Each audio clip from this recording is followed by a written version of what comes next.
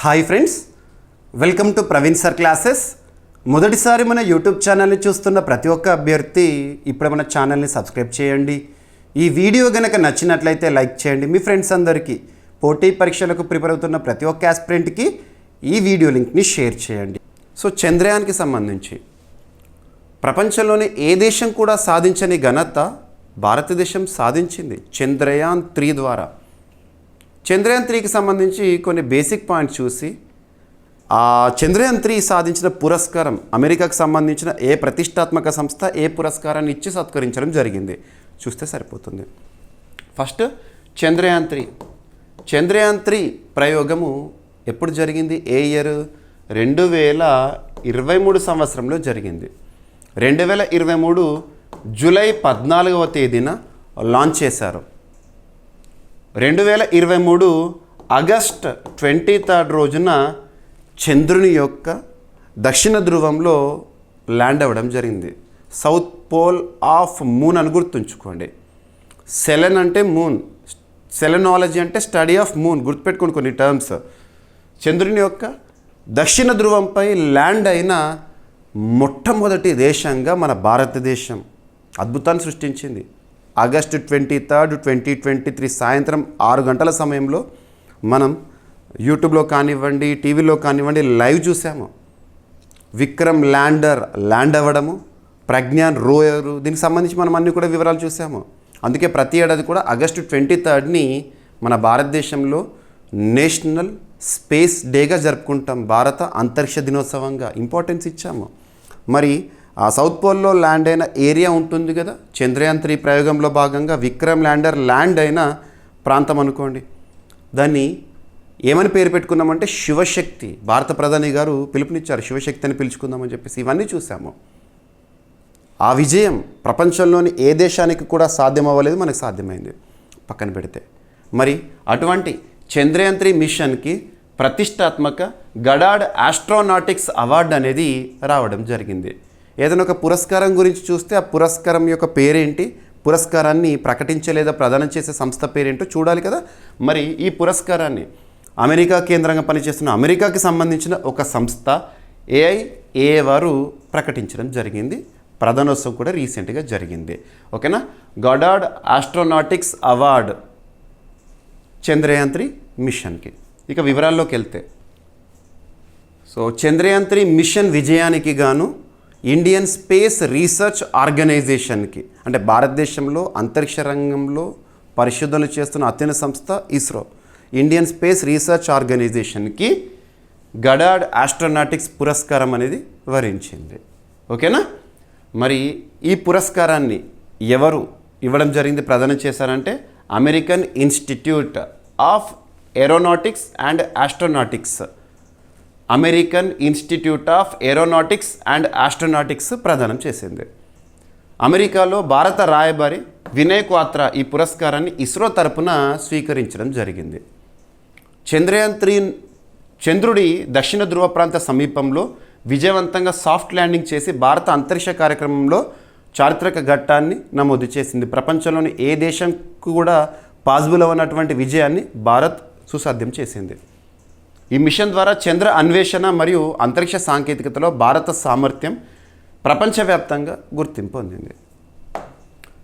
So ఇస్రోకి సంబంధించిన basic points, Chandrayaan 3కి సంబంధించిన బేసిక్ పాయింట్స్. చంద్రయాన్ 3 ప్రయోగ సంస్థ ISRO, Indian space research organisation. ప్రయోగ తేదీ 14th జూలై 2023. చంద్రుడిపై landing, soft landing August 23, 2023. Landing ప్రాంతం చంద్రుడి దక్షిణ ధ్రువ ప్రాంత సమీపము, శివశక్తి.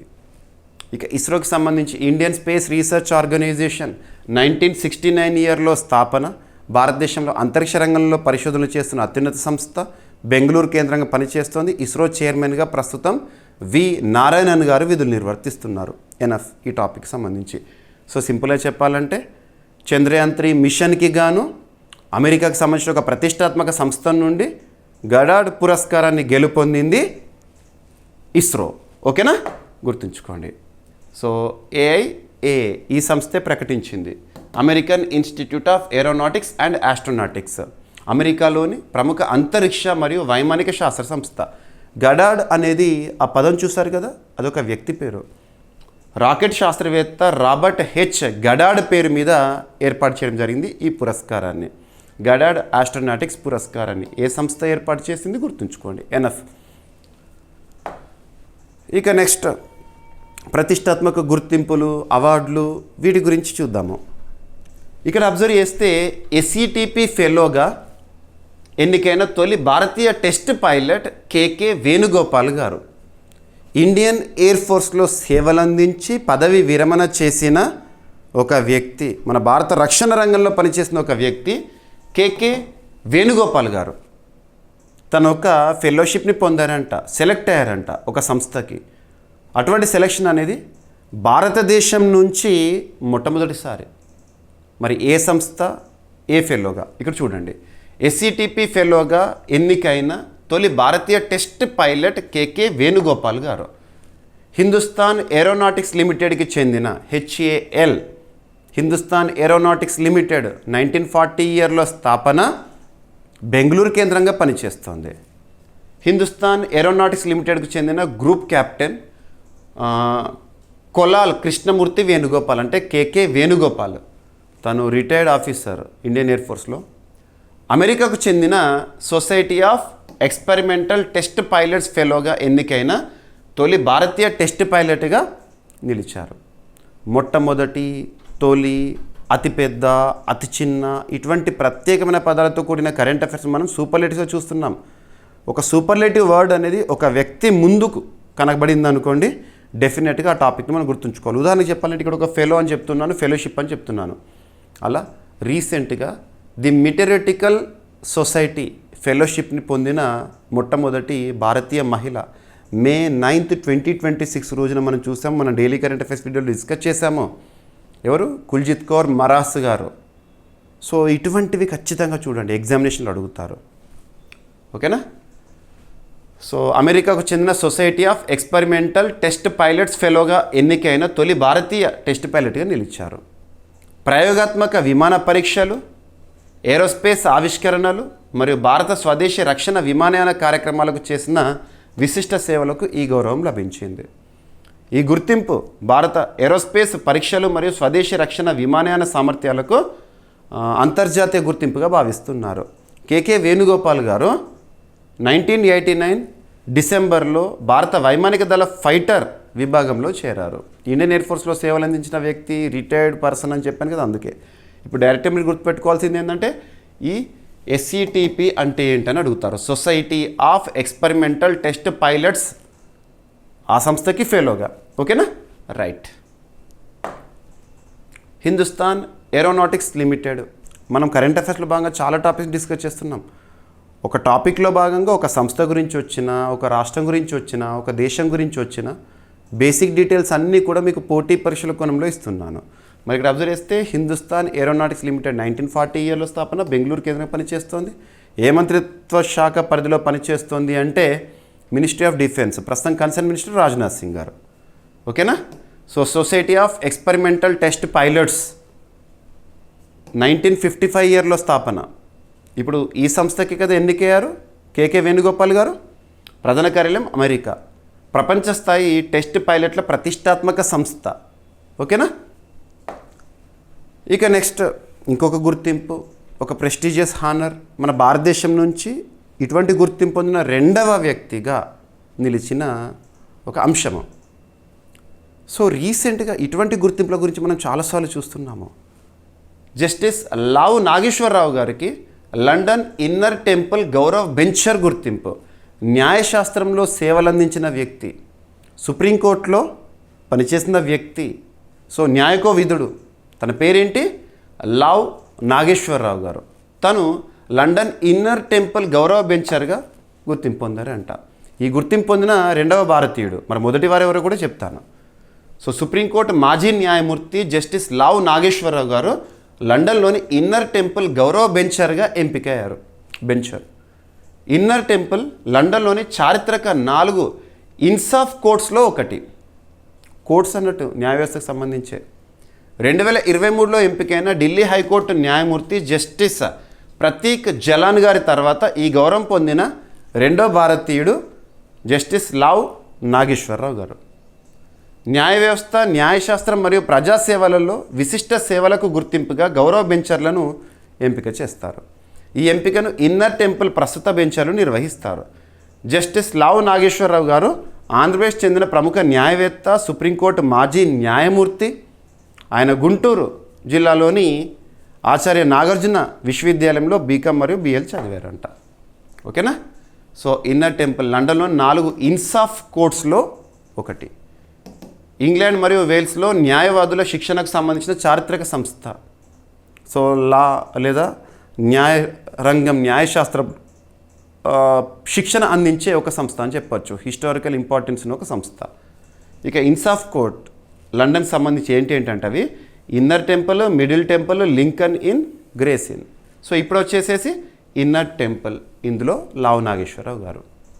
సో ఇటువంటి ఫెలోషిప్ లేదంటే ఇటువంటి ఒక ఎన్నిక లేదా ఎంపిక, ఈ టాపిక్స్కి ఇంపార్టెన్స్ ఇవ్వండి. అలా మనం చాలా టాపిక్స్ చూస్తాము. మనం లాస్ట్ 2 days బ్యాక్ ఒక పర్సన్ గురించి కూడా చూసాం. ఇక్కడ లింక్ చేసుకోండి, రివిజన్ అవుతుంది. కరెంట్ అఫైర్స్తో లింక్ చేస్తున్నాను.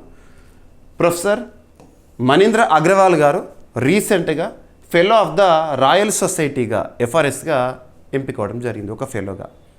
గుర్తుపెట్టుకోండి, ఇది ఆల్రెడీ మనం డిస్కస్ చేస్తాము. ఇంపార్టెన్స్ ఏంటి అవన్నీ చూస్తాము.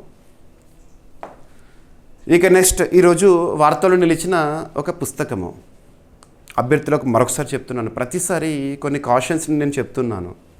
పోటీ పరీక్షల కోణంలో కొన్ని టాపిక్స్ని ఏ విధంగా చదవాలి, ఏ విధంగా గుర్తుపెట్టుకోవాలని చెప్పేసి. మీరు కరెంట్ అఫైర్స్లో భాగంగా బుక్స్ అండ్ ఆథర్స్ సెగ్మెంట్ని చూస్తారు. చాలా పుస్తకాల గురించి చూస్తారు, ఎగ్జామినేషన్లో అడుగుతున్నారు. ఏదైనా ఒక పుస్తకం గురించి, ఇటీవల కాలంలో వార్తల్లో నిలిచిన పుస్తకం గురించి ఎలా గుర్తుపెట్టుకోవాలంటే ఫస్ట్ కవర్ పేజ్ చూడండి. ఆ కవర్ పేజ్ పైన ఆ బుక్ నేమ్ అయితే ఏ లాంగ్వేజ్లో ఉంటుందో అదే లాంగ్వేజ్లో గుర్తుపెట్టుకోండి. దయచేసి ఎట్టి పరిస్థితుల్లోనూ ట్రాన్స్లేషన్ చేయకండి. ట్రాన్స్లేషన్ ఎర్రర్స్ కారణంగా ముఖ్యంగా తెలుగు అభ్యర్థులు ఎక్కువగా లాస్ అవుతున్నారు. ఓకేనా. సో ఇక్కడ మీకు ప్రతి టాపిక్ అలాగే చెప్తున్నాను నేను, బుక్స్ అండ్ ఆథర్స్లో భాగంగా. సో కవర్ పేజ్ చూడండి. The constitution is my home.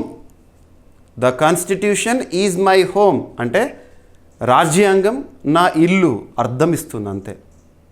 కానీ రాజ్యాంగం నా ఇల్లు పుస్తక రచయితలు ఎవరు గుర్తుపెట్టుకోకండి. Constitution is my home. Tagline వచ్చేసేసి conversations on a life in law. ఈ పుస్తకం రీసెంట్గా విడుదలైంది. సుప్రీంకోర్టు ప్రస్తుత ప్రధాన న్యాయమూర్తి, సుప్రీంకోర్టు చరిత్రలో 53వ ప్రధాన న్యాయమూర్తిగా ఎవరు విధులు నిర్వర్తిస్తున్నారు? జస్టిస్ సూర్యకాంత్ గారు.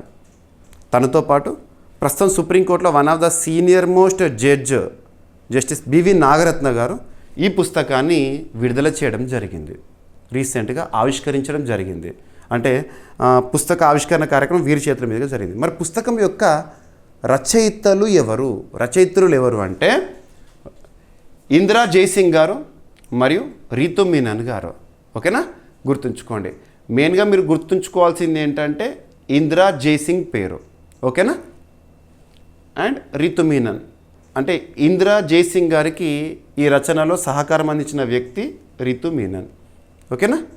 సో రాజ్యాంగం యొక్క విలువ, ప్రాథమిక హక్కులు కానివ్వండి, వీటి యొక్క ప్రాధాన్యత ఏంటి, ఇవన్నీ కూడా ఈ పుస్తకంలో వివరంగా చెప్పడం జరిగింది. సీనియర్ న్యాయవాది ఇందిరా జైసింగ్ రీతు మీనన్తో కలిసి the constitution is my home అనే ఒక పుస్తకాన్ని రచించారు. ఈ పుస్తకాన్ని సుప్రీంకోర్టు న్యాయమూర్తులు జస్టిస్ సూర్యకాంత్ గారు మరియు జస్టిస్ బివి నాగరత్న గారు సంయుక్తంగా ఆవిష్కరించారు. రాజ్యాంగం కేవలం కోర్టుల్లో ఉపయోగించే చట్ట పుస్తకం మాత్రమే కాదంట. ప్రతి పౌరుడికి, భారతదేశంలో ఉన్న ప్రతి పౌరుడికి రాజ్యాంగం గురించి తెలియాలి, రాజ్యాంగం మనకిచ్చే హక్కుల గురించి తెలియాలి, రాజ్యాంగం యొక్క గొప్పతనం తెలియాలని చెప్పేసి ఈ పుస్తకాన్ని రాశారంట. ఓకేనా. అట్టడుగు వర్గాల హక్కులను రక్షించే ఒక పత్రం ఈ రాజ్యాంగం అని ఇంపార్టెన్స్ ఇచ్చారు. ప్రజాస్వామ్యంలో వాక్ స్వాతంత్రము, right to expression, right to express, article 19 Clause 1 చూస్తారు మీరు. భిన్నాభిప్రాయాల గౌరవం మరియు న్యాయరంగంలో మహిళా సాధికారత ప్రాముఖ్యతను ఈ పుస్తకం ప్రస్తావిస్తుంది. రాజ్యాంగ విలువలు, సమానత్వం, న్యాయం మరియు ప్రజాస్వామ్య హక్కులపై ఈ పుస్తకం దృష్టి సారిస్తుంది. ఓకేనా. ఇక ఇందిరా జైసింగ్ గారు 2009లో భారత తొలి మహిళా అడిషనల్ సొలిసిటర్ జనరల్గా సేవలు అందించిన వ్యక్తి. కామన్గా మనకు రాజ్యాంగబద్ధ పదవి అంటే ఆర్టికల్ 76 దగ్గర చూస్తారు, అటార్నీ జనరల్ ఆఫ్ ఇండియా అని చెప్పేసేసి. ఆ తర్వాత తన కింద పనిచేసే గవర్నమెంట్ అఫీషియల్ పర్సన్స్ ఎవరు న్యాయరంగం నుంచి అంటే సోలిసిటర్ జనరల్ ఇలా ఉంటారు, అడిషనల్ సోలిసిటర్ జనరల్ అలా ఉంటారు. అందులో అడిషనల్ సోలిసిటర్ జనరల్గా సేవలు అందించిన వ్యక్తి. అంటే వీళ్ళు ఏంటంటే కేంద్ర ప్రభుత్వం తరపున కేసెస్ ఏవైతే ఉంటాయో వాటిని వివిధ న్యాయస్థానాల్లో కేంద్ర ప్రభుత్వం తరపున వాదిస్తారన్నట్టు. ఓకేనా, రైట్.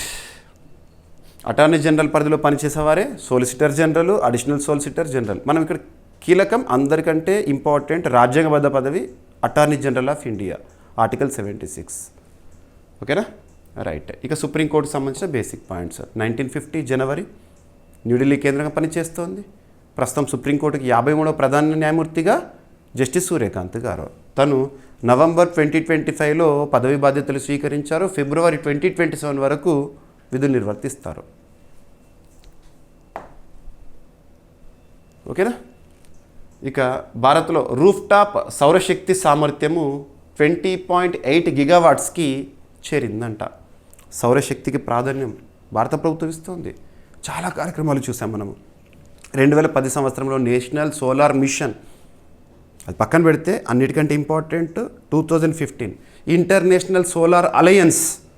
2015 సంవత్సరంలో భారత్, ఫ్రాన్స్ సంయుక్తంగా ప్రారంభించారు అంతర్జాతీయ సౌరశక్తి కూటమి అని చెప్పేసి. భారత్ తరపున ప్రధాని నరేంద్ర మోదీ గారు, ఫ్రాన్స్ దేశం నుండి అప్పటి అధ్యక్షుడు ఫ్రాన్స్ దేశ ఫ్రాంకోయిస్ హాలండే గారు. International solar alliance head quarter వచ్చేసేసి మన గురుగ్రామ్, హర్యానా. ఇక సౌరశక్తికి సంబంధించి ఇంపార్టెన్స్ అంటే మనము 2024 సంవత్సరం జనవరి 22వ తేదీన అయోధ్యలో బాలరాముని విగ్రహ ప్రాణప్రతిష్ఠ జరిగిన రోజున సాయంత్రం భారత ప్రధాని గారు చేసిన ఒక ప్రకటన, ఒక వ్యాఖ్య ఏంటంటే మన భారతదేశాన్ని ప్రపంచ సౌరశక్తికి గ్లోబల్ లీడర్గా మారుస్తాము, రూఫ్ టాప్ సోలార్ ప్యానెల్స్ని ఇన్స్టాల్ చేద్దాం, సౌరశక్తిని ఉత్పత్తి చేద్దాం, ఇంటిపై నుండి ఉత్పత్తి చేద్దాము అని చెప్పేసి చెప్పిన విధంగానే 2024 ఫిబ్రవరి 13వ తేదీన PM సూర్యఘర్ ముఫ్త్ బిజ్లీ యోజన అమల్లోకి వచ్చింది. గుజరాత్ అద్భుతంగా దూసుకెళ్తోంది సౌరశక్తి ఉత్పత్తిలో, రూఫ్ టాప్ సోలార్ ప్యానెల్స్ ఇన్స్టాలేషన్స్లో ఇటువంటివి.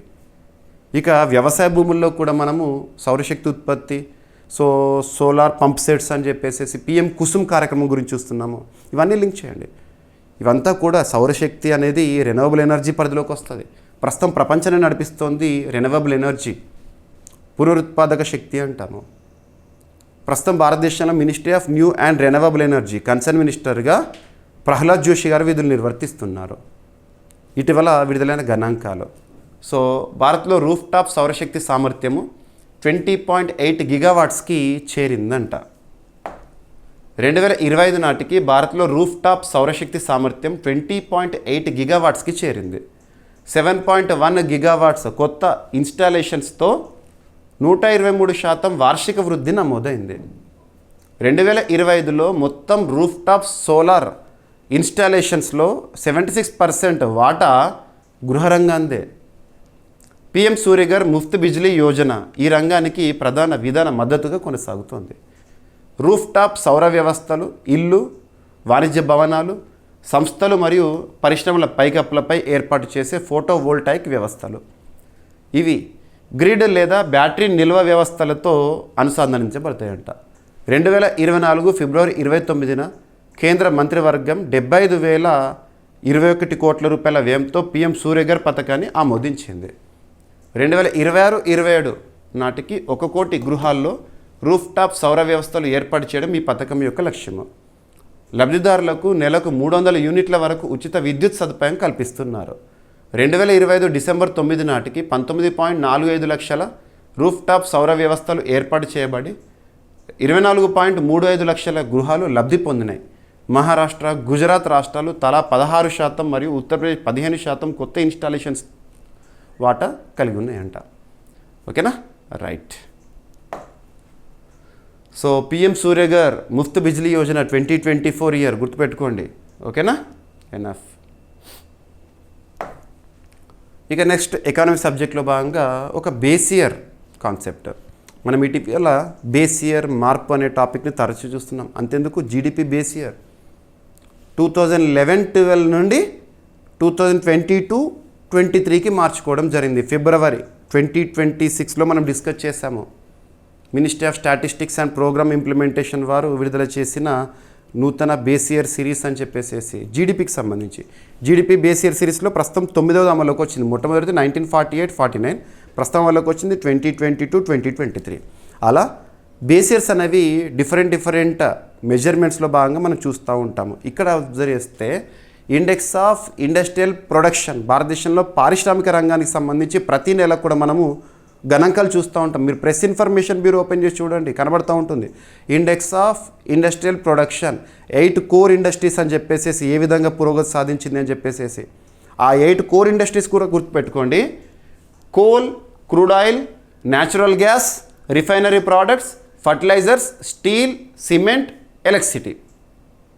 సో ఐఐపిలో 8 కోర్ ఇండస్ట్రీస్ ఇవి గుర్తుపెట్టుకోండి, ఎగ్జామినేషన్లో అడుగుతారు.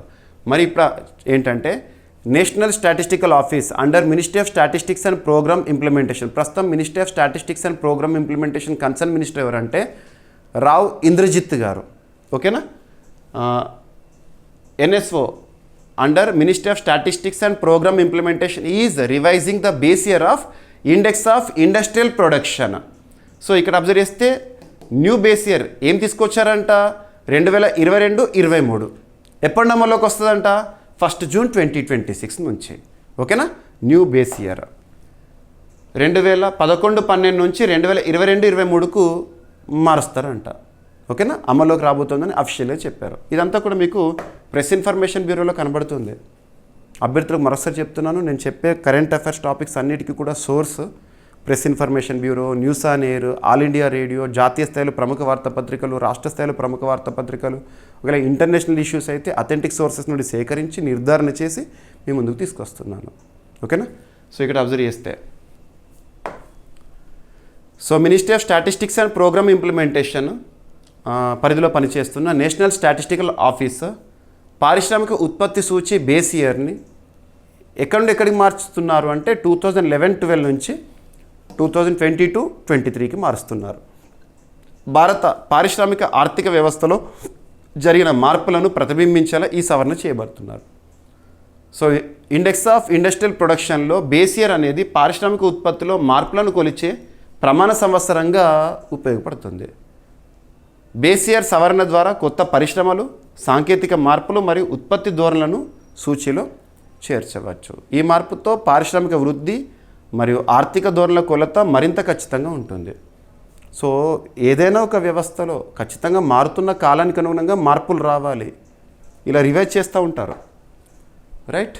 సో పారిశ్రామిక ఉత్పత్తి సూచి గనులు, తయారీ మరియు విద్యుత్ రంగాల ఉత్పత్తి మార్పులను కొలిచే సూచి ప్రతి నెల ఎవ్రీ మంత్ కూడా చూస్తాము. నేషనల్ స్టాటిస్టికల్ ఆఫీస్ వారు రిలీజ్ చేస్తారు, మీరు పిఐబి వెబ్సైట్లో చూస్తూ ఉంటారు ఈ గణాంకాలని. ఓకేనా, రైట్. బేస్ ఇయర్ ఆర్థిక సూచీలకు ప్రమాణ సంవత్సరంగా ఉపయోగించే సంవత్సరము. ఇక నెక్స్ట్ మొట్టమొదటి, తొలి, అతిపెద్ద, అతి చిన్న, అతి పొడవైన ఇలాంటి ప్రత్యేక పదాలతో కూడిన కరెంట్ అఫైర్స్ని మనం సూపర్లేటివ్స్గా చూస్తాము.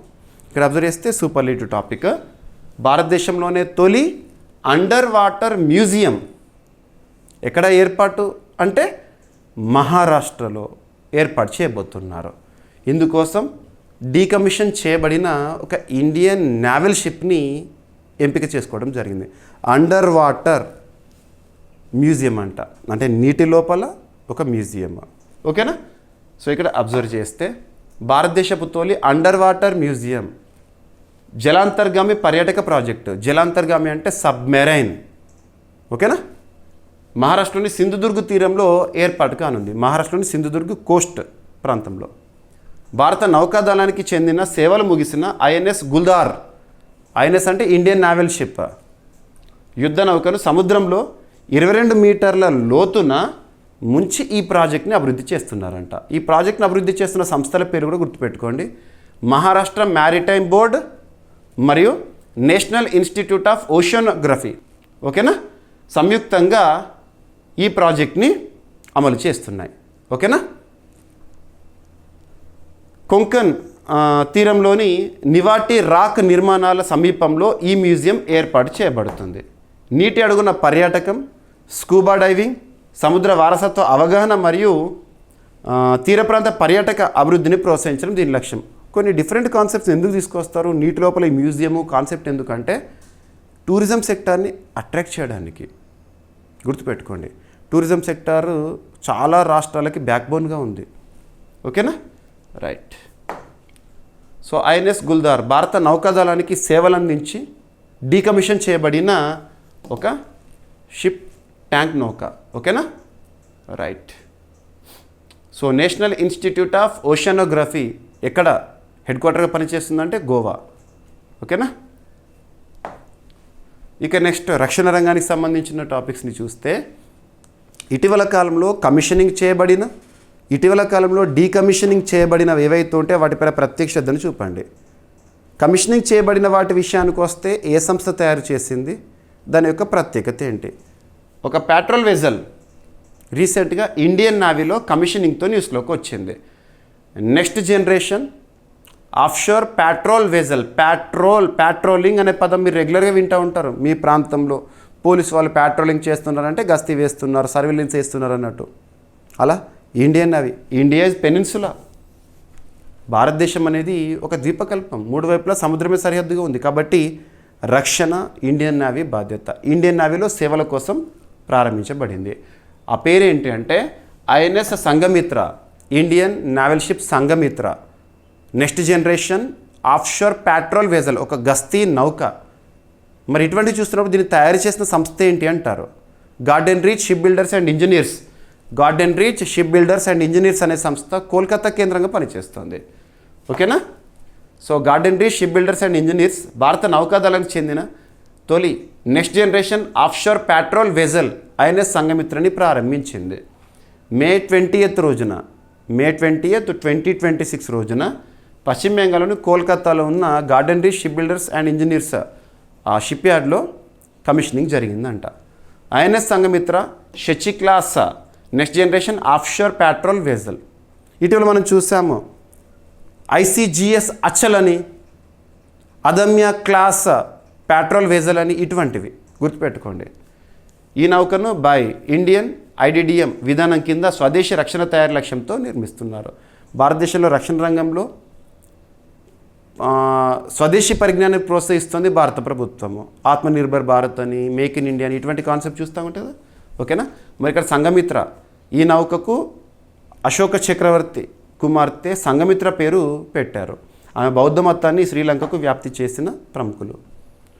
నౌక చిహ్నంలో ఉర్సా మేజర్ నక్షత్ర సమూహం మరియు ఎరుపు తెలుపు దీపస్తంభం ప్రతీకలుగా ఉన్నాయి. సరిపోతుంది. దీని యొక్క ప్రత్యేకతలు ఏంటి ఇవన్నీ కూడా అడిగారు. ఎవరు తయారు చేస్తారు, రక్షణ దళంలో ఏ రక్షణ దళంలో సేవలు అందించనుంది, ఇవి. ఓకేనా, ఇక garden reach ship builders and engineers అనేది కోల్కతా కేంద్రంగా పనిచేస్తుంది. రక్షణ మంత్రిత్వ శాఖ పరిధిలో షిప్ల తయారీ కోసం ఉద్దేశించబడిన ఒక సంస్థ. ఓకేనా, right. IDDM indigenous design development and manufacturing. ఓకేనా, రైట్. ఇక ఇండియన్ నావీ చీఫ్గా ప్రస్తుతం దినేష్ కే త్రిపాఠి గారు విధులు నిర్వర్తిస్తున్నారు కదా. తను ఈ మంత్ ఎండ్లో పదవి విరమణ చేయబోతున్నారు. తన స్థానంలో కృష్ణ స్వామినాథన్ గారు రాబోతున్నారు. ఓకేనా, ఇక చీఫ్ ఆఫ్ డిఫెన్స్ స్టాఫ్ కూడా కొత్త పర్సన్ రాబోతున్నారు ఈ మంత్ ఎండ్. అనిల్ చౌహాన్ గారి స్థానంలో రాజా సుబ్రమణి గారు. ఇక ఇండియన్ ఆర్మీ చీఫ్గా ప్రస్తుతం ఉపేంద్ర ద్వివేది గారు ఉన్నారు. ఇండియన్ ఆర్మీ చీఫ్గా, ఇండియన్ ఎయిర్ ఫోర్స్ చీఫ్గా ఎయిర్ మార్షల్ ఏపీ సింగ్ గారు ఉన్నారు. గుర్తుపెట్టుకోండి.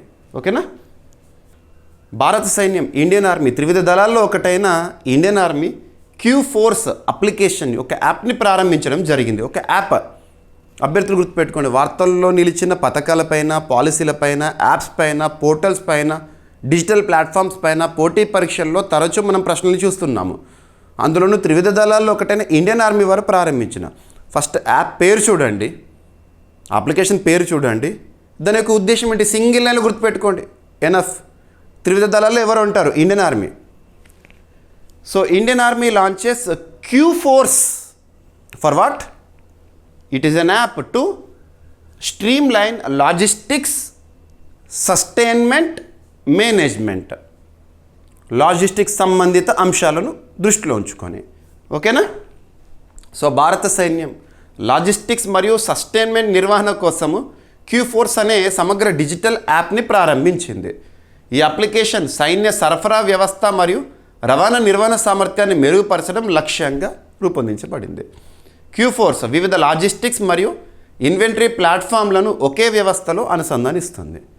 వేగవంతమైన పనితీరు మరియు సమర్థవంతమైన కార్యాచరణ సమన్వయం ఈ వ్యవస్థ యొక్క ప్రత్యేకత. వివిధ భౌగోళిక మరియు యుద్ధ పరిస్థితుల్లో సైన్యానికి మెరుగైన మద్దతు అందించేందుకు ఇది ఉపయోగపడుతుంది. ఈ కార్యక్రమం భారత రక్షణ రంగ డిజిటల్ ఆధునీకరణకు మరో ముందడుగు.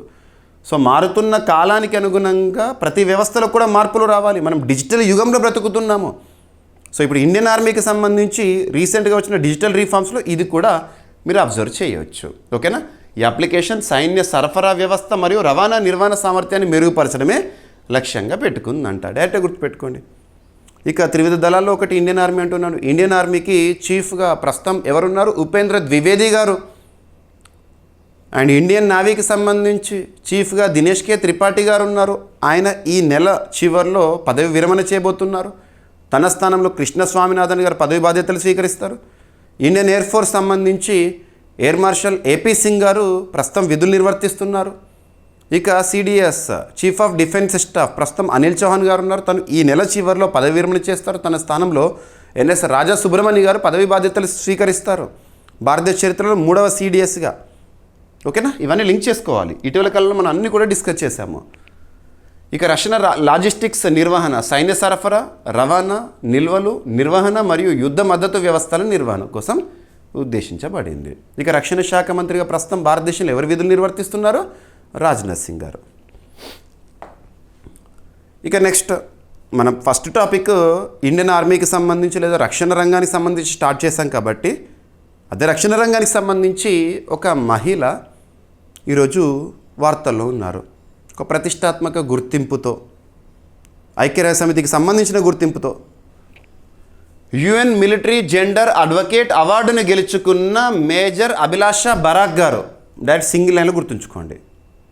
ఏ గుర్తింపు అని అడుగుతారు.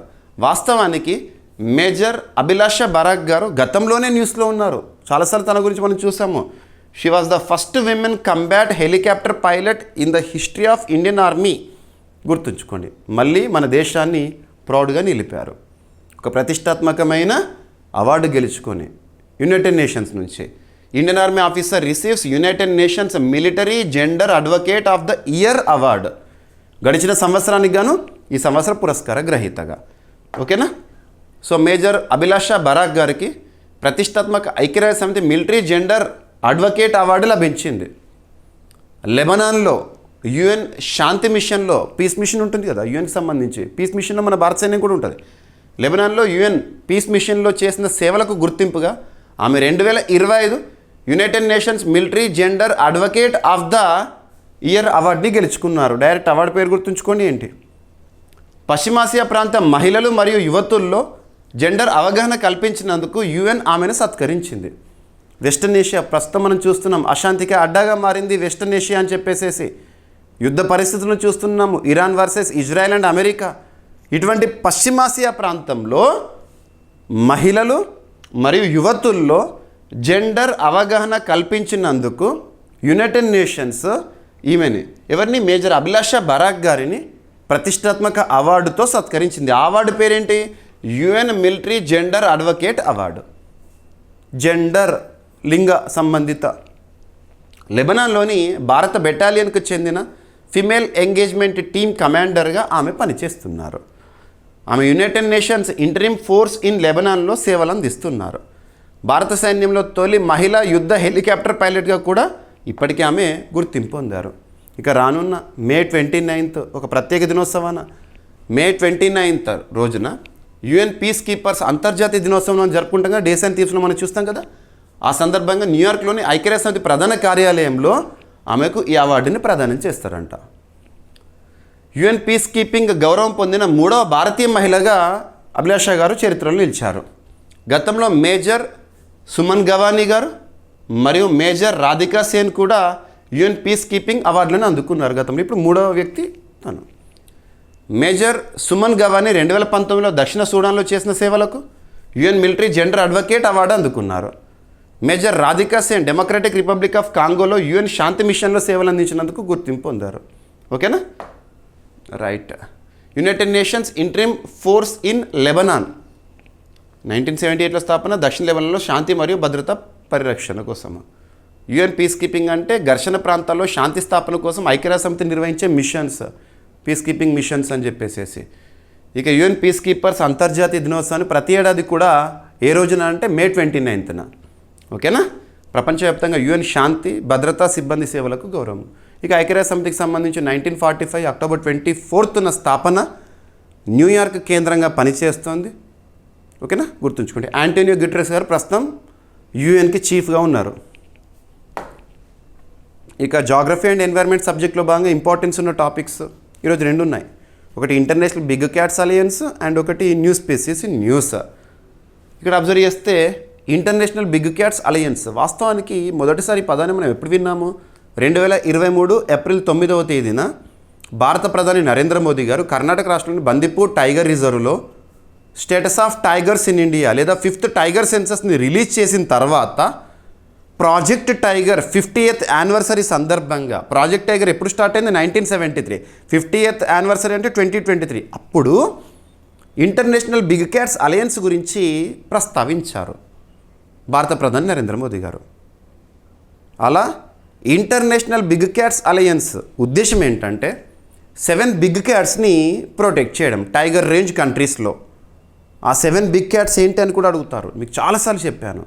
భారతాతిథ్యంలో international big cats alliance assembly లేదా సమావేశం అంతర్జాతీయ సదస్సు జరగబోతోంది అని షెడ్యూల్స్ కూడా మీకు చెప్పాను. మరి ఇక్కడ అబ్జర్వ్ చేస్తే international big cats alliance framework ఎప్పటి నుండి అమల్లోకి వచ్చిందని పోటీ పరీక్షలో అడగవచ్చు. 2025 జనవరి 23 నుంచి గుర్తుపెట్టుకోండి. ఓకేనా, సో ఇప్పుడు ఇంటర్నేషనల్ బిగ్ క్యాట్స్ అలయన్స్లో ఒక నూతన సభ్యదేశము, ఆ పేరు గుర్తుంచుకోండి. 2026 మే 22న Saudi Arabia international big cat అలయన్స్లో కొత్త సభ్యదేశంగా చేరింది. ప్రస్తుతం ఈ కూటమిలో 26 సభ్యదేశాలు మరియు 5 పరిశీలక దేశాలు ఉన్నాయి. ఇంటర్నేషనల్ బిగ్ క్యాట్స్ అలయన్స్ అనేది భారతదేశం నాయకత్వంలో ప్రధానమంత్రి నరేంద్ర మోదీ గారు 2023లో ప్రారంభించిన అంతర్జాతీయ సంరక్షణ కార్యక్రమం. వేటి సంరక్షణ? Big cats. 2024 ఫిబ్రవరిలో కేంద్ర మంత్రివర్గం ఈ కూటమికి ఆమోదం తెలిపింది. ఇంటర్నేషనల్ బిగ్ క్యాట్స్ అలయన్స్కి ఆమోదం తెలిపింది. ఫ్రేమ్వర్క్ అమల్లోకి వచ్చింది మాత్రం 2025 జనవరి 23. గుర్తుంచుకోండి. ఈ అలయన్స్ 7 ప్రధాన పెద్ద పిల్లి జాతుల సంరక్షణపై, బిగ్ క్యాట్స్పై పనిచేస్తుంది. Tiger, lion, leopard, snow leopard, cheetah, jaguar, puma. 7 big cats. ఇవే పేర్లు గుర్తుంచుకోండి. అడవి జంతువుల సంరక్షణ మరియు జీవవైవిధ్య పరిరక్షణ కోసం అంతర్జాతీయ సహకారాన్ని ఈ కూటమి ప్రోత్సహిస్తుంది. 2026 మేలో సౌదీ అరేబియా అధికారికంగా సభ్యత్వ ఆసక్తిని తెలియజేసింది. Right. International big cats alliance Bharat నేతృత్వంలో ప్రారంభమైన ఒక అంతర్జాతీయ కూటమి. భారత నేతృత్వం అంతర్జాతీయ సంరక్షణ వేదిక. నివాస ప్రాంతాల రక్షణ, పరిశోధన, అక్రమ వేట నియంత్రణ మరియు జాతి సంరక్షణపై దృష్టి. అభ్యర్థులు మరొకసారి చెప్తున్నాను, పోటీ పరీక్షల్లో వైల్డ్ లైఫ్ పైన ఖచ్చితంగా మనం ప్రశ్నలను ఎక్స్పెక్ట్ చేసి రాల్సిందే. Wild life. ఓకేనా, వైల్డ్ లైఫ్ సెన్సెస్ గురించి అడుగుతారు, వైల్డ్ లైఫ్ ప్రాజెక్ట్స్ గురించి అడుగుతారు, వైల్డ్ లైఫ్ ప్లేసెస్ గురించి అడుగుతారు. ఇవన్నీ కూడా మీకు చెప్తున్నాను. ఇక ministry of environment, forest, climate change ప్రస్తుతం కన్సర్న్ మినిస్టర్గా భారతదేశంలో ఎవరి విధులు నిర్వర్తిస్తున్నారంటే భూపేంద్ర యాదవ్ గారు. సౌదీ అరేబియా ఈరోజు చేరిక సౌదీ అరేబియా గురించే కదా ఇంటర్నేషనల్ బిగ్ క్యాట్స్ అలయన్స్లో. కాబట్టి దేశం గురించి చూడాలి. కరెంట్ అఫైర్స్లో భాగంగా మనం డిస్కస్ చేసే టాపిక్స్లో భాగంగా ఏదైనా ఒక సంస్థ గురించి కానీ, రాష్ట్రం గురించి కానీ, దేశం గురించి కానీ చూస్తే సింగిల్ వర్డ్ చూసినా కూడా బేసిక్ పాయింట్స్ అన్నీ కవర్ అవ్వాలి. Capital Riyadh, currency Saudi riyal, అక్కడ యువరాజు మరియు ప్రధానమంత్రి మహమ్మద్ బిన్ సల్మాన్ గారు. ఇక నెక్స్ట్ సైన్స్ అండ్ టెక్నాలజీలో భాగంగా ఒక టాపిక్ అని చెప్పొచ్చు. ఇది కూడా రకరకాల వ్యాధులకు అడ్డుకట్ట వేయడానికి జరుగుతున్న పరిశోధనలు ఏవైతే ఉంటాయో వాటి గురించి మనం తరచూ డిస్కస్ చేస్తున్నాము. ఇక్కడ ఒక డ్రగ్ గురించి లేదా ఒక మెడిసిన్ గురించి, ఒక ట్యాబ్లెట్స్ గురించి భారత ప్రభుత్వం తీసుకున్న ఒక కీలక నిర్ణయం. మన భారతదేశంలో ఔషధ రంగానికి సంబంధించిన రెగ్యులేటరీ బాడీస్ అంటే drugs control general of India మరియు central drug standards control organisation. ఇవి కీలకము. వాళ్ళు నియంత్రణ సంస్థలు, ఔషధ నియంత్రణ సంస్థలు. ఇప్పుడు చూడండి, టాపిక్ ఏంటంటే హెల్త్ మినిస్ట్రీ భారత ప్రభుత్వం. ప్రస్తుతం ministry of health and family welfare concern మినిస్టర్గా ఎవరు విధులు నిర్వర్తిస్తున్నారు? జేపీ నడ్డా గారు. ఓకేనా. హెల్త్ మినిస్ట్రీ ప్లేసెస్ ప్రెగాబలిన్ అనే ఒక మెడిసిన్, ఓకేనా, అండర్ షెడ్యూల్ H1. మనము షెడ్యూల్ X డ్రగ్స్ అని, షెడ్యూల్ H డ్రగ్స్ అని, షెడ్యూల్ C డ్రగ్స్ అని, షెడ్యూల్ H1 డ్రగ్స్ అని కొన్ని చూస్తూ ఉంటాం డ్రగ్స్ మెడిసిన్లని. ఇక్కడ షెడ్యూల్ H1 గురించి చూద్దాము. షెడ్యూల్ H1లో ఏదైనా ఒక డ్రగ్ని, ఏదైనా ట్యాబ్లెట్ని లేదా ఏదైనా ఒక ఇంజెక్షన్ని కానీ చేర్చింది కేంద్ర ప్రభుత్వం అంటే అర్థం ఏంటంటే ఆ మెడిసిన్ని డైరెక్ట్గా మెడికల్ షాప్లో కౌంటర్ నుండి మనం పొందలేము. నేరుగా మనం వెళ్ళేసేసి నాకు ఈ ప్రెగాబలిన్ కావాలి, ట్యాబ్లెట్స్ కావాలి అని అన్నాం అనుకోండి, ఇవ్వరాదు. వితౌట్ ప్రిస్క్రిప్షన్ అంటే ఏంటంటే మనం డాక్టర్ దగ్గరికి ఏదైనా సమస్య ఉన్నప్పుడు వెళ్తే ప్రిస్క్రిప్షన్ రాస్తారు కదా, మందుల చిట్టి అంటాం. అందులో రాసిన మెడిసిన్ ఒకవేళ ప్రెగాబలిన్ అయితేనే మనం ఓవర్ ద కౌంటర్ అంటే మెడికల్ షాప్లో పొందొచ్చు. కొన్ని మెడిసిన్స్ అలా ఉంటాయి, రెస్ట్రిక్షన్స్ ఉంటాయి. ఏది పడితే అది మెడికల్ షాప్లోకి వెళ్ళేసేసి ఇవ్వు నాకు ఆ ట్యాబ్లెట్ ఇవ్వంటే ఇవ్వడానికి ఉండదు. కేటగిరీస్ ఉంటాయి. అందులో షెడ్యూల్ H1 ఏంటంటే నేరుగా మనం కౌంటర్ దగ్గరికి వెళ్ళేసేసి ఇవ్వండి అంటే ఇచ్చేది కాదు. ఖచ్చితంగా డాక్టర్ ప్రిస్క్రిప్షన్ అనేది ఉండాలి అలా. ఓకేనా. ఎందుకంటే దీని దుర్వినియోగం అనేది పెరుగుతోంది. దాన్ని అడ్డుకట్ట వేయడానికి ఈ చర్యలు తీసుకుంది ప్రభుత్వము. దుర్వినియోగ నివారణ కోసము ప్రెగాబలిన్ని షెడ్యూల్ H1లోకి మార్చిందంట కేంద్రము. Ministry of health and family welfare pregabalin ఔషధాన్ని డ్రగ్ రూల్స్ 1945 కింద షెడ్యూల్ H నుంచి షెడ్యూల్ H1లోకి మార్చింది. మరింత రెస్ట్రిక్షన్స్ పెంచింది. ప్రెగాబలిన్ ప్రధానంగా దేనిపైన పనిచేస్తుంది? మీకు చాలా మెడిసిన్స్ పేర్లు ఐడియా ఉండి ఉంటాయి. వార్తలు నిలిచిన మెడిసిన్స్ ఏవైతుంటే వాటి గురించి చూడండి. ప్రెగాబలిన్ ప్రధానంగా నరాల నొప్పులు, నర్వ్ రిలేటెడ్, మూర్ఛ మరియు ఇతర నాడీ సంబంధిత సమస్యల చికిత్సలో ఉపయోగించే ఔషధం. యువతలో మత్తు మరియు నిద్రమత్తు ప్రభావాల కోసము ఈ ఔషధాన్ని దుర్వినియోగం చేస్తున్న నేపథ్యంలో ఈ నిర్ణయం తీసుకున్నారు. షెడ్యూల్ H1లోకి మారడంతో ఈ ఔషధాన్ని ఇకపై ఓవర్ ది కౌంటర్గా విక్రయించలేరు. నమోదిత వైద్యుడి చెల్లుబాటు అయ్యే ప్రిస్క్రిప్షన్తో మాత్రమే కొనుగోలు చేయాలి. ప్రిస్క్రిప్షన్ ఉంటేనే మెడికల్ షాప్లో కూడా ఇస్తారు. ఔషధ దుర్వినియోగాన్ని నియంత్రించడం మరియు ప్రిస్క్రిప్షన్ ఔషధాల పర్యవేక్షణను కఠినతరం చేయడము ఈ చర్య లక్ష్యము. సో ప్రెగాబలిన్ యాంటీ కన్వల్జెంట్ మరియు నరాల నొప్పి నివారణ కోసం ఉపయోగించే ఔషధము. మూర్ఛ, నరాల నొప్పి మరియు ఆందోళన సమస్యల చికిత్సలో వినియోగిస్తారు. ఓకేనా. రైట్. సో షెడ్యూల్ H1 కఠిన పర్యవేక్షణ మరియు రికార్డు నిర్వహణ అవసరమైన ఔషధాలు. రికార్డు నిర్వహణ అంటే ఏ మెడిసిన్ని ఎవరికి ఇస్తున్నాం రాయాలి, రికార్డ్ మెయింటైన్ చేయాలి అలాగా. ఓకేనా. రైట్. ఇక నెక్స్ట్ యూనిఫామ్ సివిల్ కోడ్కు సంబంధించి కేంద్ర మంత్రి అమిత్ షా గారు చేసిన వ్యాఖ్యలు. సో యూనిఫామ్ సివిల్ కోడ్ ఉమ్మడి పౌర స్మృతి ఏ ఆర్టికల్లో ఉంటుంది? ఆర్టికల్ 44. ఇది కాన్కరెంట్ లిస్ట్లో ఉంటుంది. మీరు ఆదేశిక సూత్రాలు దేశంలోని అత్యున్నత చట్టమైన రాజ్యాంగంలో 4వ భాగంలో ఆదేశిక సూత్రాల గురించి నేర్చుకుంటారు. అందులో ఆర్టికల్ 44 యూనిఫామ్ సివిల్ కోడ్ ఉమ్మడి పౌరస్మృతి గురించి చూస్తాం. మనం చాలాసార్లు కూడా ఈ టాపిక్ డిస్కస్ చేస్తాం. భారతదేశంలో ఆర్టికల్ 44ని అమలు చేస్తున్న ఏకైక రాష్ట్రం, మొట్టమొదటి రాష్ట్రం ఉత్తరాఖండ్ని చాలాసార్లు డిస్కస్ చేశాం. ఆ తర్వాత ఆర్టికల్ 44 అమలుకి సంబంధించి గుజరాత్ రాష్ట్రాన్ని వార్తల్లో చూసాము. అక్కడ ప్రత్యేక చర్యలు తీసుకుంటున్నారు అమలుకి తీసుకురావడానికి. నెక్స్ట్ అస్సాం రాష్ట్రము ఇటువంటి నిర్ణయంతో ఉంది. ఛత్తీస్గఢ్ రాష్ట్రము ఇవన్నీ చూస్తున్నాం మనము. అంటే అన్ని మతాల వారికి ఒకే రకమైన చట్టం అని చెప్పేసి సింపుల్గా. ఓకేనా. గుర్తుంచుకోండి. ఈ యూనిఫామ్ సివిల్ కోడ్ని మొట్టమొదట భారతదేశంలో అమల్లోకి తీసుకొచ్చిన రాష్ట్రం ఉత్తరాఖండ్. చాలామంది అనుకుంటారు పాలిటీ బుక్స్లో చూసి, సార్ యూనిఫామ్ సివిల్ కోడ్ అమలు చేసిన మొట్టమొదటి రాష్ట్రం గోవా అని ఉంది కదా, మీరేంటి సార్ ఉత్తరాఖండ్ రాష్ట్రం అని చెప్తున్నారంటే క్లారిటీ గుర్తుంచుకోండి. రాజ్యాంగం ప్రకారం రాజ్యాంగంలో పేర్కొన్న ఆర్టికల్ 44ని అమల్లోకి తీసుకొచ్చిన మొట్టమొదటి రాష్ట్రం ఉత్తరాఖండ్. మరి గోవాకు సంబంధించి ఎలా జస్టిస్ మనకు చేయాలి, ఎలా జస్టిఫై చేయాలి అంటే గోవా అనేది మన భారతదేశానికి స్వాతంత్రం వచ్చినప్పుడు మన భారతదేశంలో లేదు, ఇండియన్ యూనియన్లో భాగం కాదు. మనకు స్వాతంత్రం వచ్చినప్పుడు గోవాని 1960sలో సబ్జెక్ట్ కండిషన్ 1961లో మన భారతదేశంలో విలీనం చేసుకున్నాము. గోవాని ఏ దేశం నుండి మనం స్వాధీనం చేసుకున్నామంటే, ఏ దేశ అధికారం నుండి మనం తీసుకోవడం జరిగింది అంటే గోవా పోర్చుగీస్ వారి చేతిలో ఉండేది. పోర్చుగీస్ వారి చేతిలో గోవా పరిపాలన పోర్చుగీస్ వారు చూసుకునేవారు. మన భారతదేశాన్ని పరిపాలించిన విదేశీయుల్లో పోర్చుగీస్ వారు కూడా ఒకరు. అలా పోర్చుగీస్ వారి నుండి 1961లో మనం విలీనం చేసుకున్నాము. ఆ తర్వాత 1980sలో గోవాకి రాష్ట్ర హోదా ఇవ్వడం ఇవన్నీ చూసాము. మరి గోవాని పోర్చుగీస్ వారి నుండి మనం స్వాధీనం చేసుకోవడము లేదా మన భారత యూనియన్లో కలిపే నాటికే అక్కడ పోర్చుగీస్ వారు అమలు చేసిన యూనిఫామ్ సివిల్ కోడ్ ఉంది.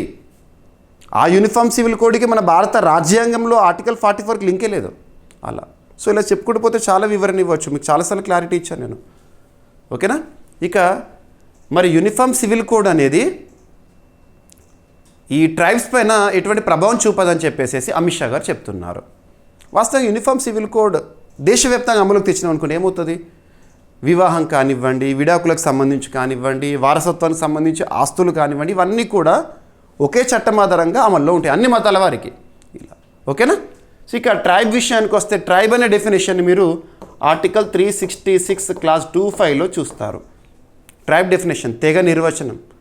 ఒక గిరిజన సమూహాన్ని అఫిషియల్గా ట్రైబ్గా గుర్తించే అధికారం రాష్ట్రపతి గారికి ఉంటుంది. ఆర్టికల్ 342 ఇవన్నీ లింక్ చేసుకోండి. ఓకేనా?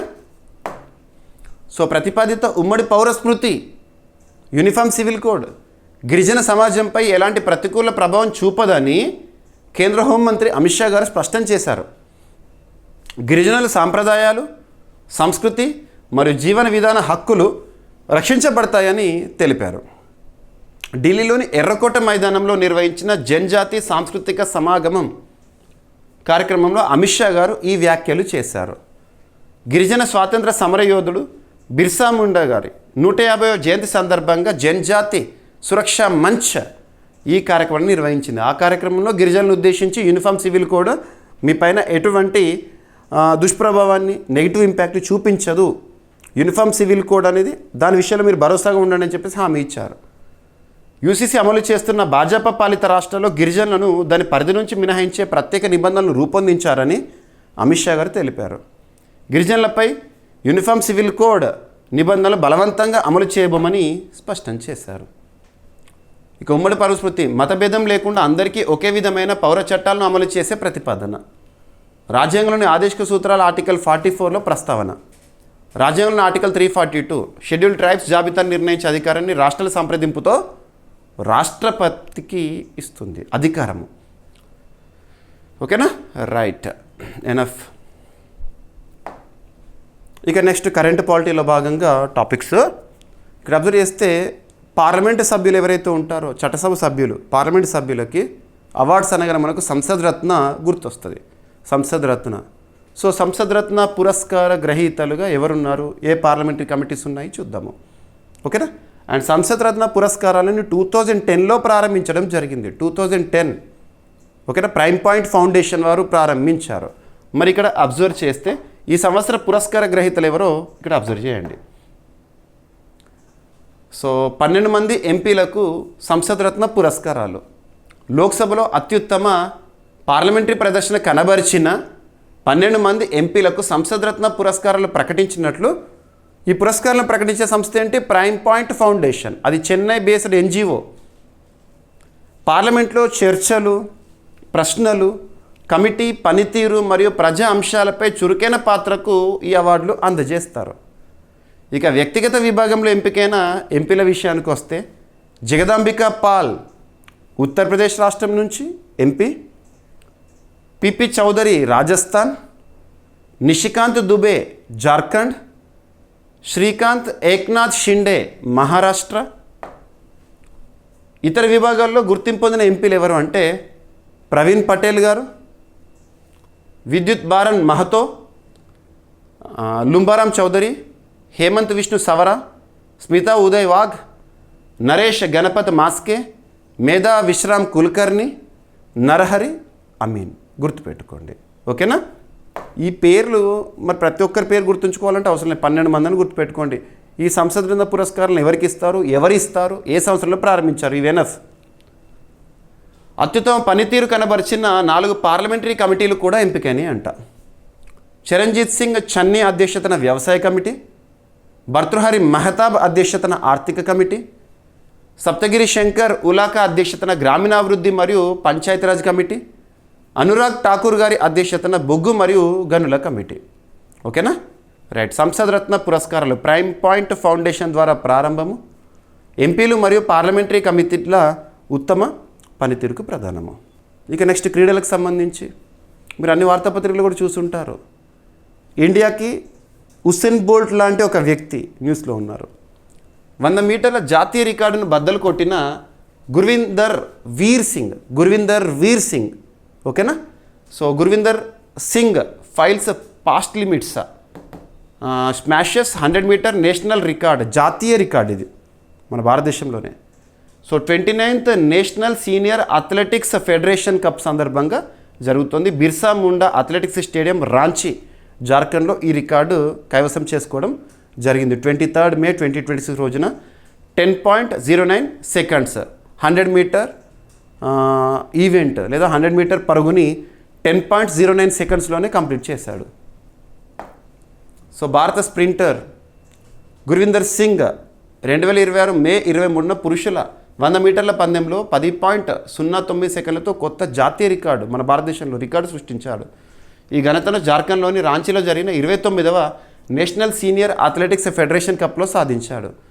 ఈ టోర్నమెంట్లో 48 గంటల వ్యవధిలోనే పురుషులు 100 మీటర్ల జాతీయ రికార్డు 3 సార్లు బద్దలైందంట ఈ టోర్నమెంట్లో. అందులో ఇక ఫైనల్గా మాత్రం గుర్విందర్ సింగ్ పేరు గుర్తుంచుకోండి మీరు, ఓకేనా. So athletics federation of India భారత అథ్లెటిక్స్ పరిపాలనా సంస్థ ఇటువంటి ఈవెంట్లు నిర్వహిస్తూ ఉంటుంది. ఇక 100 మీటర్ స్ప్రింట్ అథ్లెటిక్స్లో అత్యంత ప్రతిష్టాత్మక ట్రాక్ ఈవెంట్లలో ఒకటి ఇది. వేగం మరియు తక్షణ వేగ వృద్ధి పరీక్షించే పోటీ. బిర్సా ముండా అథ్లెటిక్స్ స్టేడియం, బిర్సా ముండా గారు అంటే మనకి ఏం గుర్తుకు రావాలి? జార్ఖండ్, ఓకేనా, రాంచీ. November 15th జనజాతీయ గౌరవ్ దివస్, తన బర్త్ యానివర్సరీ సందర్భంగా మనం జరుపుకుంటాం. అఫీషియల్గా భారత ప్రభుత్వం నిర్వహిస్తుంది. ఇక జార్ఖండ్కి సంబంధించి basic points, Ranchi is the capital, ముఖ్యమంత్రి హేమంత్ సోరెన్, అక్కడ గవర్నర్గా సంతోష్ కుమార్ గాంగ్వార్ గారు విధులు నిర్వర్తిస్తున్నారు. ఇక ఈ 2026 సంవత్సరంలో జరగనున్న కామన్వెల్త్ క్రీడలకు భారతదేశం నుంచి చెఫ్ డి మిషన్గా రోహిత్ రాజ్పాల్ గారు నియమితులవ్వడము. సో కామన్వెల్త్ క్రీడలు అంటే ఏంటి? కామన్వెల్త్ దేశాల మధ్య జరిగే పోటీలు. కామన్వెల్త్ కంట్రీస్ అంటే ఏంటి? ఇక్కడ ఉదాహరణకు చెప్పాలంటే ఒకప్పటి బ్రిటిష్ వారు పరిపాలించిన ప్రాంతాలు మనం కాలనీస్ అని పిలిచేవాళ్ళము. అది స్వాతంత్రం వచ్చిన తర్వాత ఒక కూటమిగా ఏర్పడినాయి. ఉదాహరణకు భారతదేశం ఉంది. భారతదేశం ఒకప్పుడు బ్రిటిష్ వారిచే పరిపాలించబడింది, 100 సంవత్సరాలు పరిపాలించబడిందని మనం చరిత్ర పుస్తకాలు చదువుకున్నాం కదా. మరి భారతదేశానికి స్వాతంత్రం వచ్చింది 1947లో. ఆ తర్వాత 1949లో భారత్ కామన్వెల్త్ కూటమిలో చేరింది. ఈ కామన్వెల్త్ క్రీడలు అనేవి ఆ కంట్రీస్ మధ్యలో జరుగుతాయి, కామన్వెల్త్ కూటమిలోని దేశాల మధ్య. మరి ఈ సంవత్సరం గ్లాస్గోలో జరగబోతున్నాయి. Next 2030 centenary games, Commonwealth centenary గేమ్స్కి ఆతిథ్యం మన భారత్ ఇవ్వబోతోంది. అహ్మదాబాద్, గుజరాత్లో జరగబోతున్నాయి. మనం బిడ్ని గెలుచుకున్నాము, లింక్ చేసుకోండి. సో ఇప్పుడు 2026 కామన్వెల్త్ క్రీడలు గ్లాస్గోలో జరగబోతున్నాయి. షెడ్యూల్ అఫీషియల్ అయిపోయింది కదా. అందులో భారతదేశం నుండి చెఫ్ డి మిషన్గా ఎవరు అంటే రోహిత్ రాజ్పాల్ గారు. కామన్వెల్త్ క్రీడలకు భారత చెఫ్ డి మిషన్గా Davis cup captain Rohit Rajpal నియమితులయ్యారు. కామన్వెల్త్ క్రీడలు 2026 జూలై 23 నుంచి ఆగస్టు 2 వరకు గ్లాస్గోలో జరగనున్నాయి. రవి బెంగానీ డిప్యూటీ చెఫ్ డి మిషన్గా నియమితులయ్యారు. వందనరావు మరియు రాహుల్ స్వామి భారత బృందం మేనేజర్లుగా వ్యవహరించనున్నారు. భారత ఒలింపిక్ సంఘం అధ్యక్షురాలు పిటి ఉషా, సిఓ రఘురామ్ అయ్యర్ మరియు వెంగళిల్ ఉజ్వల్ సీనియర్ నాయకత్వ బృందంలో ఉంటారంట, ఓకేనా. సో రోహిత్ రాజ్పాల్ ప్రస్తుతం భారత ఒలింపిక్ సంఘం పాలక మండలి సభ్యుడు మరియు అఖిల భారత టెన్నిస్ సంఘం ఉపాధ్యక్షుడు కూడా. చెఫ్ డి మిషన్ అంటే ఏంటంటే అంతర్జాతీయ బహుళ క్రీడా పోటీల్లో దేశ బృందానికి ప్రధాన అధికారి. అంటే ఇండియా నుండి కామన్వెల్త్కి ప్రస్తుతం రిప్రజెంటేషన్ ఉంటుందిగా, మన క్రీడాకారులు వెళ్తారు కదా, ఆ వెళ్ళే క్రీడాకారులను ఇతనే చూసుకుంటాడు అన్నట్టు. సింపుల్ చూసుకోవడం అంటే ఏంటంటే వాళ్ళందరికీ కూడా ఒక ఆఫీసర్ అన్నట్టు, సింపుల్గా ఇతని నాయకత్వంలోనే వాళ్ళు వెళ్తారు. బృంద నిర్వహణ మరియు సమన్వయం బాధ్యతలు నిర్వహిస్తారు. కామన్వెల్త్ క్రీడలు ప్రతి 4 ఏళ్ళకి ఒకసారి జరుగుతాయి. ఈసారి గ్లాస్గోలో జరగబోతున్నాయి. గుర్తుపెట్టుకోండి, షెడ్యూల్ గుర్తుంచుకోండి, ఓకేనా. Right, enough. ఇక ఈరోజు ప్రశ్న ఆల్రెడీ నిన్నటి డైలీ కరెంట్ అఫైర్స్ వీడియోలో డిస్కస్ చేసిన టాపిక్నే ప్రశ్నగా ఇచ్చాను. ఇటీవల వార్తల్లో నిలిచిన జీవన్ మొబైల్ యాప్ మరియు శతాయు డాష్బోర్డ్ ఉద్దేశం ఏంటి? వీటి ఫుల్ ఫామ్ ఏంటి, యాక్రోనిమ్? దీన్ని ఏ మంత్రిత్వ శాఖ వారు ప్రారంభించారు? Very very important. ఇక ఈరోజు టాపిక్స్ని క్విక్ రివిజన్ చేస్తే, నిన్నటి డైలీ కరెంట్ అఫైర్స్ వీడియోలో అడిగిన ప్రశ్నకి కంప్లీట్ ఎక్స్ప్లెనేషన్ ఇచ్చాను.